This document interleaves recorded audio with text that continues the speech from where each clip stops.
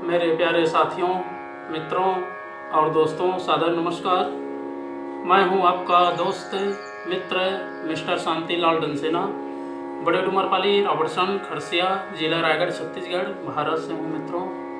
मित्रों, आप लोग हमारे इस YouTube चैनल वीडियो को देखते हैं तो आपको मैं हृदय से आभार व्यक्त करते हुए आपको मैं धन्यवाद देता हूं। अगर आप पहली बार देख रहे हैं तो प्लीज़ सब्सक्राइब ज़रूर कर दें। बेल आइकन का जो घंटी है उसको भी क्लिक कर दें और ऑल ऑप्शन का चयन करना होगा। शुरू से अंत तक ज़रूर देखें, सुने, समझें, अनुभव करें। मन कहे, उचित लगे, अच्छा लगे तो एक लाइक आप हमें ज़रूर दें। इष्ट मित्रों के पास शेयर भी कर दें। अगर कोई विशेष संशोधन की आवश्यकता है, अगर हमें कोई विशेष परिमार्जन करने की आवश्यकता महसूस हो रही है तो आप हमें कमेंट बॉक्स पर सूचित करें और मार्गदर्शन दें। मित्रों, जीवन एक कर्म भूमि है। हम इसमें विभिन्न प्रकार के कर्म करते हैं, किंतु अच्छे कर्म करना व्यक्ति का स्वभाव होना चाहिए और जो कर्म है, जो कार्य है, उसका रोपण करना चाहिए। क्योंकि अच्छा कर्म करेंगे और अच्छा बीजारोपण करेंगे तो जीवन रूपी खेत में ये उपज होगी। और मनुष्याभरणम रूपम, रूपस्याभरणम गुणः, गुणस्याभरणम ज्ञानम, ज्ञानस्याभरणम क्षमा। अर्थात मनुष्य का गहना रूप है, रूप का गहना गुण है और गुण का गहना ज्ञान है और ज्ञान का गहना क्षमा है। व्यक्ति जब रूप से युक्त होता है तो ज्ञान की अभिवृद्धि होती है और जब ज्ञान से उपयुक्त होता है तब व्यक्ति जो है श्रेष्ठ विचारों को लेकर के, श्रेष्ठ चिंतन को लेकर के क्षमा करता है।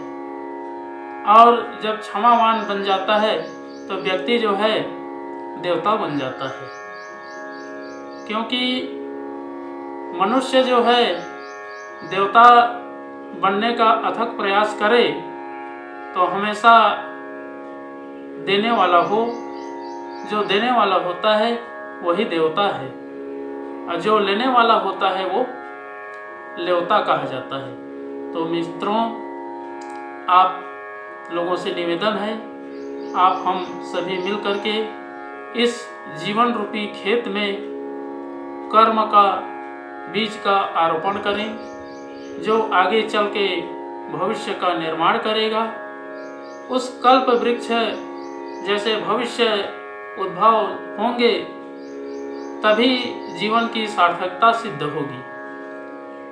कर्म प्रारब्ध से भी होता है, कई जन्मों के प्रारब्ध से और कई जन्मों के संस्कारों के माध्यम से प्रारब्ध बनता है और उस प्रारब्ध के अनुरूप व्यक्ति का कर्म बनता है।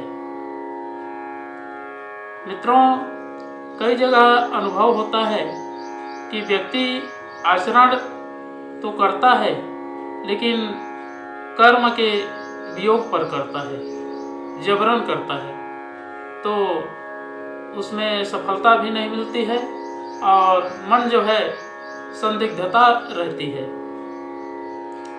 तो मनुष्य को चाहिए अपने रूप का अवलोकन करे, गुण का भी अवलोकन करे, ज्ञान का भी अन्वेषण करे और क्षमावान बने रहे तो जीवन की सार्थकता सिद्ध हो जाएगी। और जो जीवन रूपी खेत है उसमें जो कर्म के बीज का आरोपण किए हैं वो प्रफुल्लित, प्रस्फुटित, स्पंदित होगा और आगे चल के अच्छा से अच्छा भविष्य समाज का निर्माण होगा। तो इसी भावना के साथ में मित्रों, जीवन को कर्म की खेती में ओतप्रोत करना चाहिए और जो कल्प तरु है उसका अच्छा से सिंचित करके जीवन को उज्जवल दिशा की ओर अग्रसित करना चाहिए। मित्रों, जब तक हम अपने भावनाओं में, विचारों में, बुद्धि में परिमार्जन नहीं करते हैं, तब तक सूक्ष्म जगत का परिशोधन भी नहीं होगा और अध्यात्म का भी प्राप्ति नहीं होगा, जिसे हम आप सभी धर्म कहते हैं। मित्रों, अगर कर्मों की खेती करनी है तो विशेष रूप से अपने विचारों को श्रेष्ठ कार्यों में परिणत करना पड़ेगा, विचारों को श्रेष्ठ दिशाओं की ओर अन्वेषण करना पड़ेगा और बुद्धि को तरोताजा स्थिर बनाना पड़ेगा। मन को भी जो चंचलता है उसको भी एकाग्र करना पड़ेगा, तभी ये सभी सार्थक हो पाएंगे। मित्रों, अगर हम अपने आप का, खुद का अन्वेषण करना सीख जाते हैं, तब हमारे व्यक्तित्व का विकास होना चालू हो जाता है। हर व्यक्ति अपने व्यक्तित्व का विकास करना चाहता है। हर प्राणी अपने प्राणी तत्व को पहचानना चाहता है। मनुष्य के अंदर मनुष्यता का भाव तभी आता है जब अपने व्यक्तिगत जीवन को अन्य जीवधारी प्राणी हैं उनसे श्रेष्ठ बना लेता है।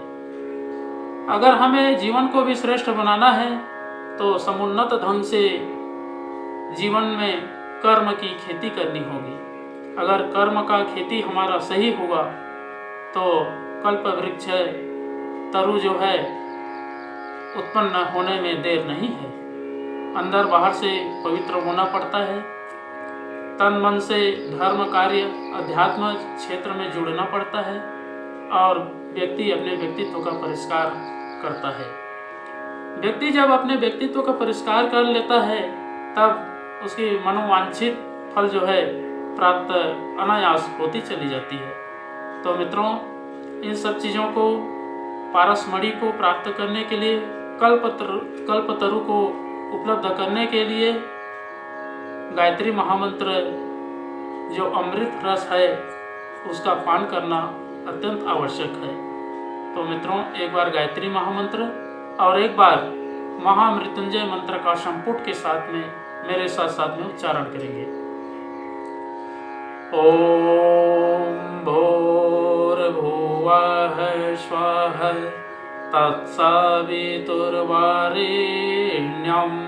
भर्गो देवस्य धीमहि धियो यो नः प्रचोदयात्। उस प्राण स्वरूप, दुखनाशक, सुख स्वरूप, श्रेष्ठ, तेजस्वी, पापनाशक, देव स्वरूप परमात्मा को हम अपनी अंतरात्मा में धारण करें। वह परमात्मा हमारी बुद्धि को सत्मार्ग की ओर प्रेरित करे। ओम हौम जुम सह ओम भूर्भुवस्वः ओम त्र्यंबकं यजामहे सुगंधिं पुष्टिवर्धनम् उर्वारुकमिव बन्धनान् मृत्योर्मुक्षीयमामृतात्। ओम स्वः भुवः भुः ओम सः जुं हौं ओम। मृत्युंजय महादेव त्राहि मां शरणागतं जन्म मृत्यु जरा व्याधि पीडितं कर्म बन्धने। ओम असंभवं संभव कर्तुमुद्यतं प्रचंड झंझावृतिरोध सक्षमं युगस्य निर्माण कृते समुद्यतं परम महाकालमहं नमाम्यहम्। ओम अस्तो मा सद्गमय तमसो मा ज्योतिर्गमय मृत्योर्मामृतं गमय। परम पूज्य गुरुदेव, वेद मूर्ति, तपोनिष्ठ, युग दृष्टा, युग प्रवर्तक पंडित श्री राम शर्मा आचार्य जी, परम वंदनीय माता जी भगवती देवी शर्मा जी और गायत्री माता, धरती माता, भारत माता, प्रकृति, पर्यावरण, सूर्यदेव, महाकाल भगवान, सरस्वती माँ, लक्ष्मी माता, सभी ग्रह नक्षत्र, स्थानपति देवता, ग्रामपति देवता, अखिल विश्व ब्रह्मांड के सभी देवी देवताओं के सूक्ष्म संरक्षण में उपस्थित जितने भी हमारे YouTube चैनल देखने वाले इष्ट मित्र हैं, ऐसे परम देवतुल्य भाइयों, देवी स्वरूपा माताओं, बहनों, आप लोगों को मेरा सादर प्रणाम। ऋषि चिंतन के सानिध्य में से आज का जो एक बहुत ही अनमोल महत्वपूर्ण रत्न है आपके पास लेकर के प्रस्तुत करने का अथक प्रयास कर रहा हूँ। आज का सुविचार है मित्रों, कर्मों की खेती। बहुत ही तथ्य से भरा हुआ अनमोल खजाना है। मनुष्य जीवन एक खेत है जिसमें कर्म बोए जाते हैं और उन्हीं के अच्छे बुरे फल काटे जाते हैं। जो अच्छे कर्म करता है वह अच्छे फल पाता है, बुरे कर्म करने वाला बुराई समेटता है। कहावत है, आम बोएगा वह आम खाएगा, बबूल बोएगा वह कांटे पाएगा। बबूल बोकर जिस तरह आम प्राप्त करना प्रकृति का सत्य नहीं, उसी प्रकार बुराई के बीज बोकर भलाई पा लेने की कल्पना भी नहीं की जा सकती। मित्रों, मनुष्य जीवन में भी इस सत्य के अतिरिक्त और कुछ नहीं हो सकता।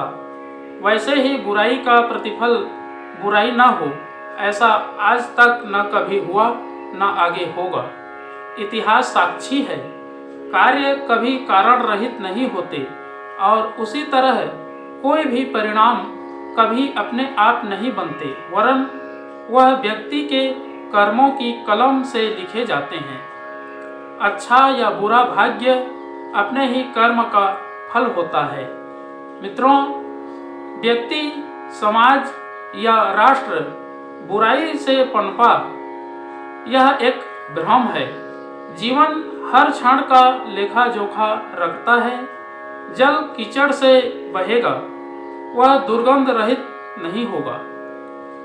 जल होने का भ्रम उत्पन्न करके भी वह पेय नहीं बन सकता। उसी तरह धोखे की असफलताएं अंततः पतन और अपयश का ही कारण बनती है।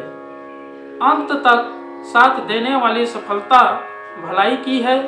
उसी से मनुष्य का इहलोक और परलोक सुधरता है। कर्म फल तो अकाट्य है। बहुत बहुत धन्यवाद मित्रों। अगले बार नए विचारों के साथ में नए वीडियो लेकर के आपके पास फिर प्रस्तुत होंगे। सादर नमस्कार।